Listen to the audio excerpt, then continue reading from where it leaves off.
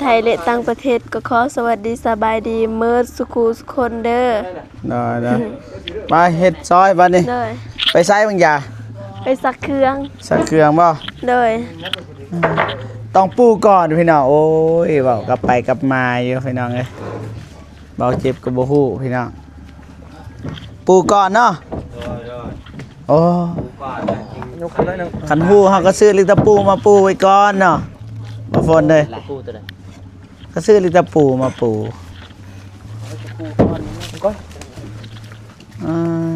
ตายมื้อนี้ก็มีอีกผู้ใหญ่ใจบุญมาสมทบซื้อบ้านกับวงกบแม่กัญญาวีโอนเงินมาให้ 1,700 บาทเพื่อสมทบทุนนั่นแหละนี่ซื้อวงกบกับหน้าต่างแล้วก็มีผู้ใหญ่ใจบุญจากกรุงเทพมหานครอีก 1,000 บาทมาสมทบทุนนะสาธุนำโดยสาธุเด้อ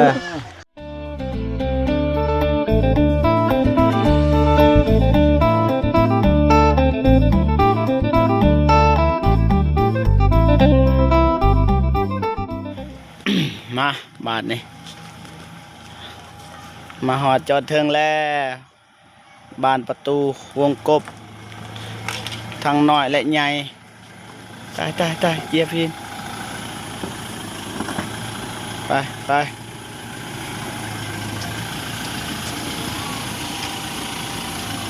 ถอยถอย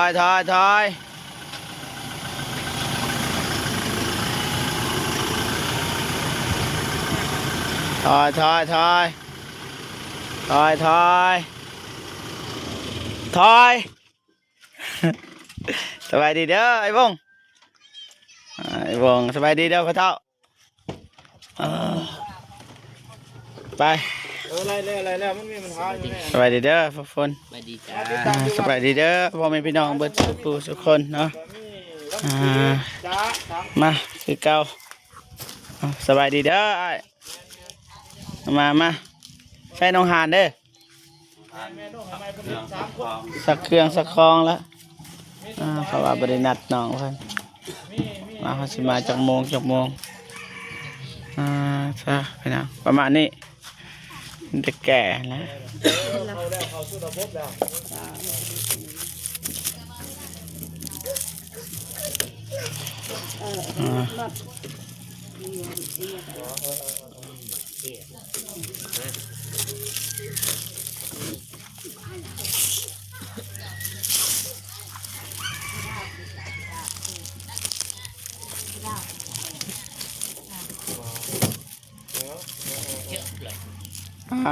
มาซอยกันมา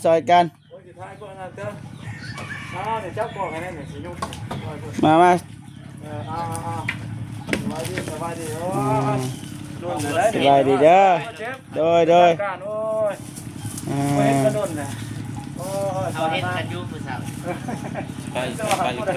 อยู่ใส่ก็ได้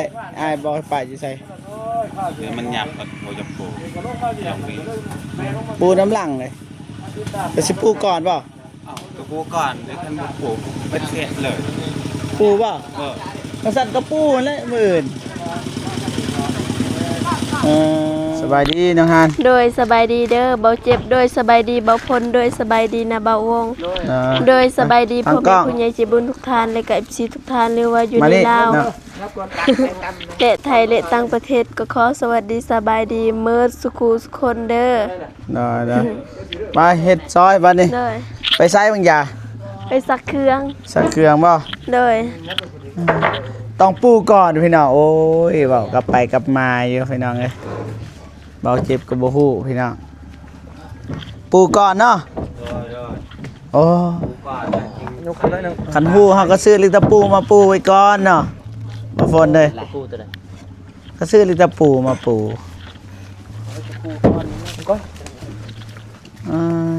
ตายมื้อนั้นว่าเห็ดตัวนี้ก่อนจังปูจริงไหมเต็มมือเลย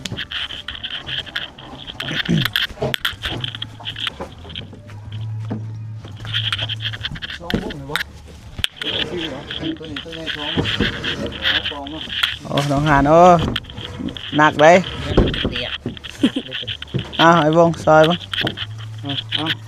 ไอ้วงคนเดียวได้บ่ ไหลล็อกคนเดียว บ่ได้เด้ ฮะไหลล็อกมันบ่นักกว่า แม่นบ่คนเป็นเด้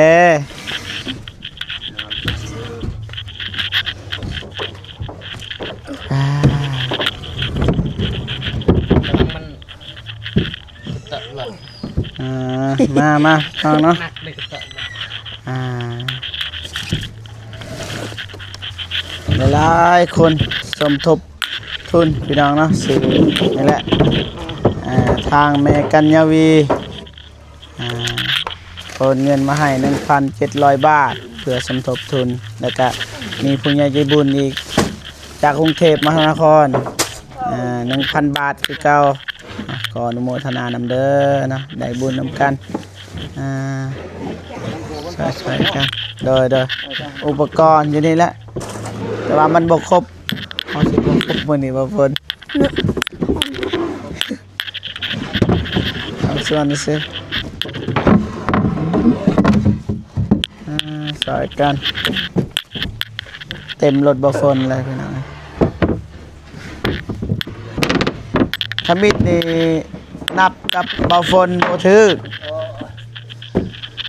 เฮาคิดว่า8แม่นบ่เฮาก็ว่า4แม่นบ่ที่จริงแล้ว8นี่บานประตูทักเลยอย่างอีก2ไปได้เติมดี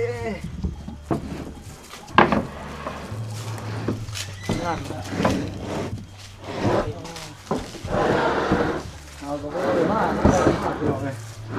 แค่นี้นะว่าพ้นก็บ่เจ็บนี่แหละเป็นบริการซื่อ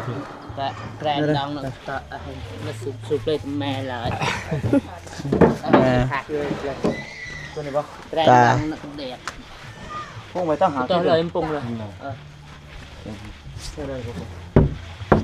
โอ้กลางคืนบ่มีคนมาหลักบ่ เผาเละ เฝ้าเนาะ เด้อ มานอนอยู่นี่แหละน้องหานนี่เจ้านี่ปูพระห่มปูเสื้ออยู่นี่แหละ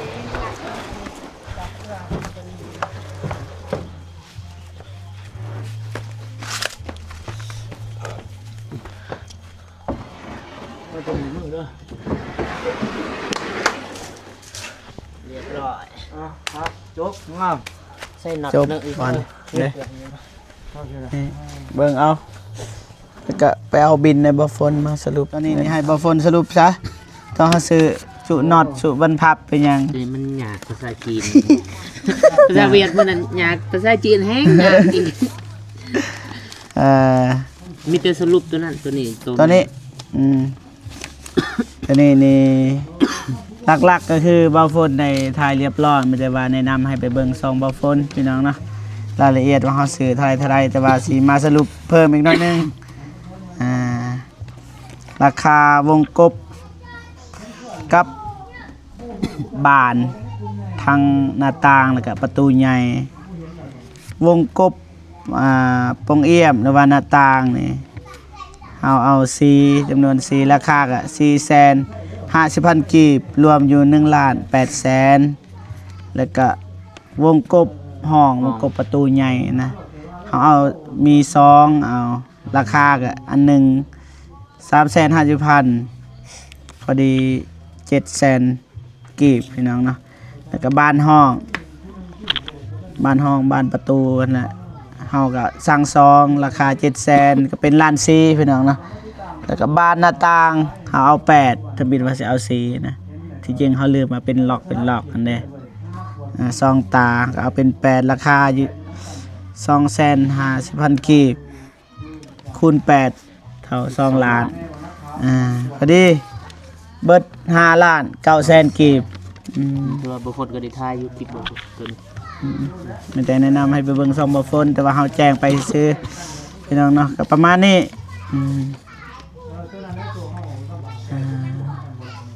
ดีแม่เพิ่นโอนเงินมาให้เฮาก็ซื้อพอดีเบิดเลยบ่เหลือเท่าไหร่เหลืออยู่บ่เหลือเลยเนาะเบิด ซื้อน็อต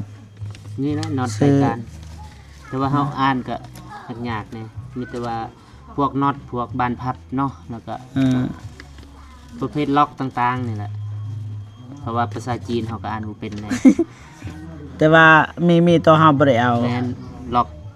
ห้องใหญ่หั่นน่ะ ล็อกอีหยังล่ะ ลูกบิดหั่นน่ะ บ่แม่นลูกบิดเฮาคือเขา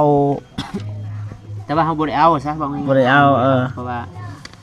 าหยัง เงินบ่พอ แม่นเงิน แต่ว่าเฮาบ่อยากแจ้งแม่หลายๆเทื่อแหละ บ่อยากรบกวนเนาะ เฮาก็อายแต่มื้อหน้าเฮาไปเฮาก็ซื้อใหม่ก็ได้อายแน่แหละโทรหาตลอดพี่น้องนะนี่ทำมิตรนี่แม่เราโอนเงินมาให้ 8,000 บาทพี่น้องพอดีคูณให้ 3% เขาหักค่าบริการเลยพอดี240 บาทพอดี 8,000 ลบ240 บาทยังเหลืออยู่ 7,760 บาทคูณให้670เท่าอยู่5,200,000พอดีแม่เราโอนเงินมาให้อีก3-4สิฮอดนี่ จำนวนนี้ 2,000 บ่ได้เนาะ 2,000พอดีเงินก็เหลือมันวะ แม่เรือมาซื้อนี้ เหลือซื้อนี่ก็เบิดบาทนี่จำนวนเงินก็บ่ถึงแล้วอยู่นี่เพราะว่าเฮาได้ลบออกเลยอย่างหนึงเฮาได้ลบออก แต่ว่ามื้อก็ซื้อใหม่ประมาณนี้พ่อพี่น้องเนาะไอ้สร้างเพิ่นก็บ่ได้มาเพราะว่าเฮาบ่ได้นัดนะ เพิ่นก็ไปเฮ็ดเรือนที่ ไปเฮ็ดเทือนกันเพราะว่าเฮาก็สิขออายเพิ่นซอยต่อโอ้โหว่าเพิ่นสิวางจังมือแต่ว่าเฮาก็สิขอให้มันแล้วเลยซะแล้วก็อีหยังลูกติ่งนะบ่ฮู้ว่าเฮาสิเอาลูกติ่งแบบคือ มนต์บ่หรือแปรๆเนาะ มนๆหรือแปรๆตัวแต่งอ้ายเจ้ามักแบบใดตัวมนๆบ่คือน้องสลีหรือว่าตัวแต่งตัวแปรนะตัวได้งามขึ้นว่า ตัวเอ็กก็ได้ปกติ น้องหานตัวใด สบายเลย ทุกคนก็ถ่ายอยู่ที่เนาะคือเบิ่งคลิปก็มีแบบมนต์แบบรุ่นเก่าอ่ะนะสมัยตะกี้สมัยก่อน แม่นตัวมนๆ มาปก แต่ ติ ว่าตัวแต่งก็มีตัวมันเป็นผาแบบนี้นะแล้วก็มีลายโอ้โห ตัวเป็นแพทย์มันแบบว่าโซตัวนั้นเบายกมันปันใดมันมัน แม่แน่นอนมันอยู่แล้ว แต่ว่าเรื่องความงามมันนะหนักแบบใด เอาทนไหวอยู่เนาะ ทนเนาะเอาตัวทนเนาะ ทนเลย โดยจะทน เพราะว่าเฮาสิบ่มีโอกาสสิได้เฮ็ดอีกนะแล้วก็ไม่เส้นไอ้แดงเพิ่นสิมาส่งมื้อนี้4 โมงแต่ว่าเฮานี่ค่ารวมอยู่บ้านนะค่ารวมเวียกันนะ รวมนั่นแหละ รวมเรื่องกีฬานี่แหละแล้วเฮารวมเฮาก็เลยมื้ออื่นซะอ้ายเฮาก็ว่าได้เพิ่นว่าสิมาส่งมื้ออื่นมาส่งเองนะราคาก็60,000 กีบพอดี44 เซนถึงอยู่เท่าไหร่ 44บ่644 เปลี่ยน42 2ล้าน6แสน28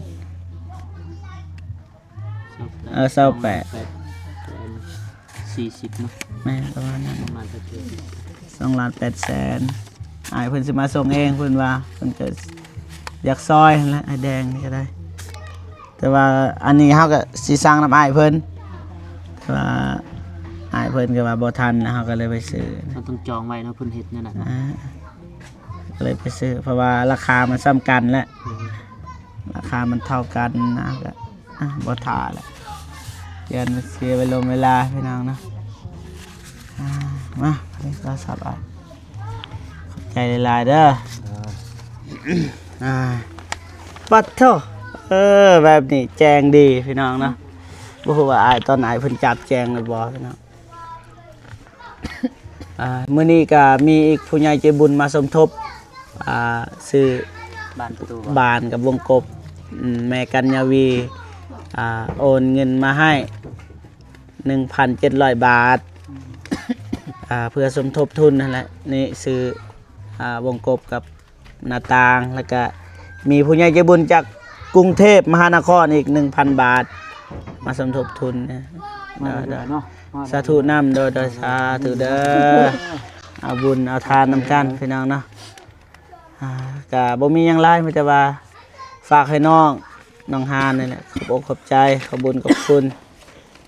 แม่กัญญาวีแล้วก็ผู้ใหญ่ใจบุญจากกรุงเทพมหานครมาสมทบทุนกับแม่ๆที่เคยซอยนั่นแหละ โดยขอบอกขอบใจทางแม่กัญญาวีเดอร์แล้วก็อันพออยู่ผู้ใหญ่ใจบุญ ผู้ใหญ่ใจบุญอยู่ กรุงเทพ นคร แล้วก็พวกแม่ๆที่สนทบซื้อพวกวงกบก็ขอบบุญขอบคุณขอบใจหลายๆเด้อก็ขอให้อยู่ดีมีแฮงความเจ็บบ่ให้ได้ความไข้บ่ให้มีก็ขอให้หังให้มีให้ร่ำให้รวยปรารถนาสิ่งใดก็ขอให้ได้แต่สิ่งนั้น สมการปรารถนาหรือว่าไปใส่มาใส่ก็มีแต่คนนักคนหอมไปฮอดจดที่ถึงนอนรับให้ได้เงินหมื่นนอนตื่นให้ได้เงินแสนอย่าเจ็บอย่าจนเด้อให้ร่ำให้รวยสาธุ สาธุโอ้บ่ฟัง แล้วก็ขอบใจพวกอายเด้อ โดย ขอบใจหลายๆเด้อ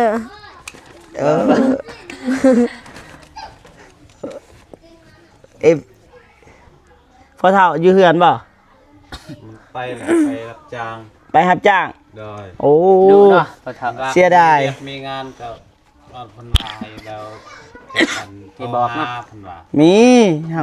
มีเครื่อง เครื่องให้วะ อยู่ในรถ โอ้เขาฝากให้เรา เครื่องแม่เพนฝากมาให้ แล้วก็มีจำนวนหนึ่ง ให้เราวะ โหโยตี้นี่แบบนี้ ใจ บอแมน เงิน นี่นะมีอยู่หน่อยหนึงบหลายแต่ก็ให้เราซื้อมีซื้ออันนี่แหละไว้ต้นอยู่เมื่อวานนี่ก็บ่ได้เงินนะเบิก และสวยคูเมอร์และผมสวย แหม ถ้าบ่มีเพิ่นก็บ่มีไผ ก็มาเห็น ย่อให้ไอ้หมดสร้าง แม่นถ้าสั่งอยู่เทิงเราอยู่ดุมเนาะ แม่ ยืนอันนี้นั้นให้ สร้างอยู่เทิงเพิ่นอยู่ลม แม่ เพิ่น นซอมสร้างผู้หนึ่งนั่นแหละ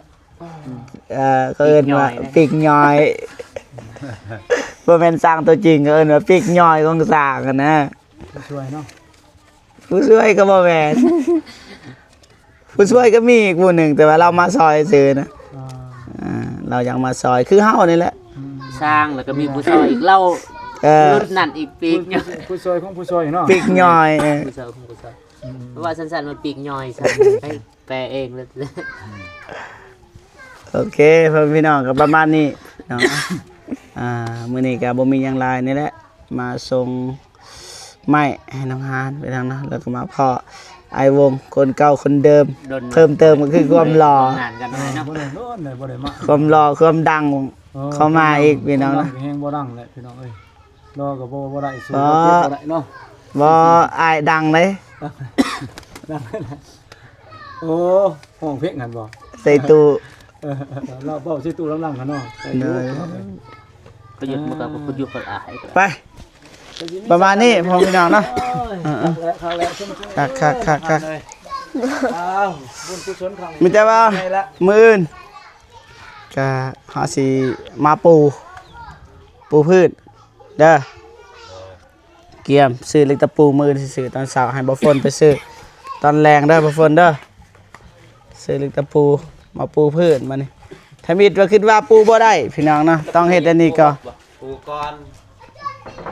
บ่ปูต้องได้กบ ใส่ ใหม่ เส้นใส่สั่งบ่นปู บ่เจ็บ ฮะ ปูต้องได้กบปกติใหม่ กบบ่เอากบแล้วก็ตอกเส้นก่อนเด้เส้นก่อนแล้วตอกบ่ฮู้ว่าตะปู8ได้บ่ ได้ปูแปด ตะปู8เนาะ ปูก่อนปูต้องกบใหม่ก่อนมันแล้วบ่ กบไผสิกบ กันละ พอน้องฮานนั่นแหละ กระเท่าบ่กระเท่าก็ได้ เอาสิใส่พอเพิ่นก็อีต้นนะ ดีแท้นี่คันนี่นะอายของน้องฮาน ปูจกชกคองหับกันละอันไปสร้างกันละ ไป ผู้ใดหับเฮ็ดนั่นกบเลยถึงกบถึง โอ้ นั่นน่ะ แม่นแล้วจ้ะคันเพิ่นเฮ็ดเพิ่นก็กบ โอ้เขาว่าช่วงนี้เราก็ให้ผู้หนึงมากบก็ได้เนาะสร้างพุ่น แม่น ปีกย่อย ปีกย่อยประกบเนาะ แม่ ใช่พอเท่ากบมันก็บ่ได้อีกเพราะว่าเฮาก็สิจ้างเว้ากันก่อนเรื่องราคาจังว่ากันมื้ออื่นนี่สิมาเว้าเรื่องนี่แหละว่าสิแนวใดคออายเพิ่นคันสั่นมันสิบ่แล้วนะ ประมาณนี้พ่อพี่น้องเนาะ ประมาณ มันมานี่แหละ เอาฝนเห็นยังบ่ฝนตัดคลิปเส้นก็บ่อยากพอแหละพี่น้องเอ้ย ลืมเบิ่งเนาะ ลืมเบิ่งคิดว่ามันพอว่าพอเท่าไหร่อ้ายคิดว่า ประมาณ6 เซน 6 เลย 6เส้น เลย อืม เส้นไม่เส้นตัวยาว6 เมตร ราคาเท่าไหร่ฮู้บ่ราคา ราคายังเพิ่นได้ฮู้คือถามครับมีของอันนั้นน้องเมียเขามันขาย มันไปเว้าช่วงนั้นเพิ่นว่าคันว่า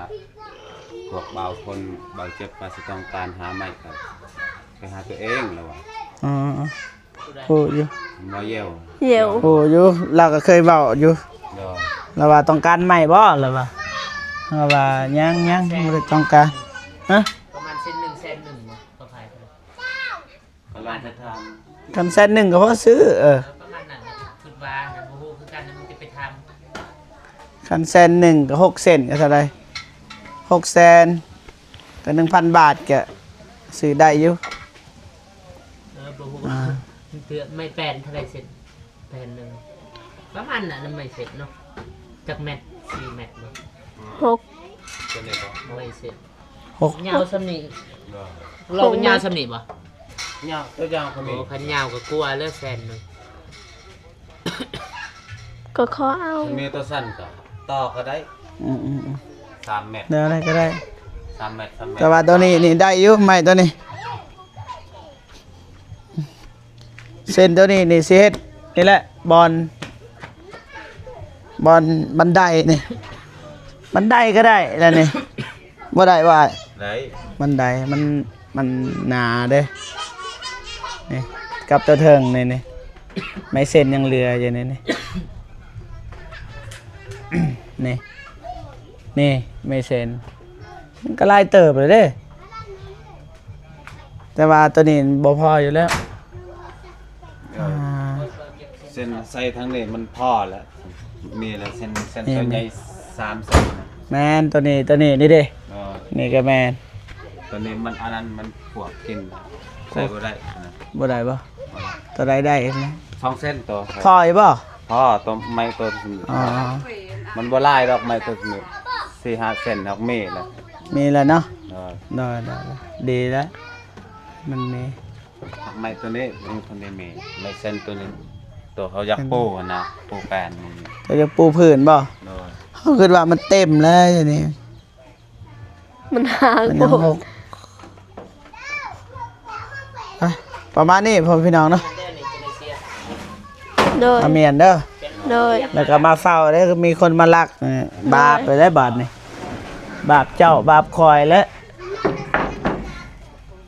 เขาสิบ่เชื่อว่าเขาลักขยันว่าไปขายหั่นนะ โดย ผู้ใหญ่เขาสิบ่ซื้อให้ได้บัดนี้ไปบัดนี้บ่ฝนไอ้วงพร้อมบ่กลับแม่ไปกลับก่อนมานี่ไอ้น้องฮะ เจได้ไลเดอร์เดินทางปลอดภัย ไม่ไปกลับก่อนมานี่ไอ้วงขี่รถยังไอ้วง รถจักรนะ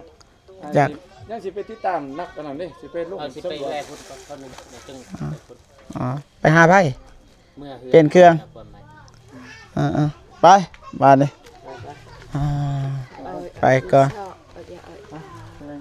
เอาอีก7,200 ใกล้ตายเดี๋ยวซาซื้อ ซื้อ กับมาฝนนี่ แองฮีตของ มันเต้ง ไม่เต็งเนาะ ไม่โดยจังสั้นก็เด้ออายเด้อบายโดยโอเคพ่อพี่น้องนะส่งไม้เรียบร้อยให้น้องฮานอ่ะแต่ว่ามื้อนี้ก็มีผู้ใหญ่ใจบุญมาสมทบทุนอีกน้องเนาะแม่กัญญาวีสมทบทุนให้ซื้อบ้านประตูแล้วก็วงกบพี่น้องเนาะจำนวน 1,700 บาทแล้วก็มีผู้ใหญ่ใจบุญจากกรุงเทพมหานคร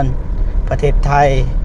ส่งเงินมาให้อีก 1,000 บาทพี่น้องเนาะสาธุเด้อขออนุโมทนานำพี่น้องเนาะโอเคพอพี่น้องบอกเจ็บก็สิจบคลิปก่อนเนาะจังได๋ก็ขอบคุณกับคุณผู้ใหญ่ใจดี FC ทุกท่านนะ จังใดก็ขอให้ผู้ใหญ่ใจบุญทุกท่านนะจงมีแต่ความสุขสุขภาพแข็งแรงขออายุมันคนยืนนะความเจ็บบ่ให้ได้ความไข้บ่ให้มี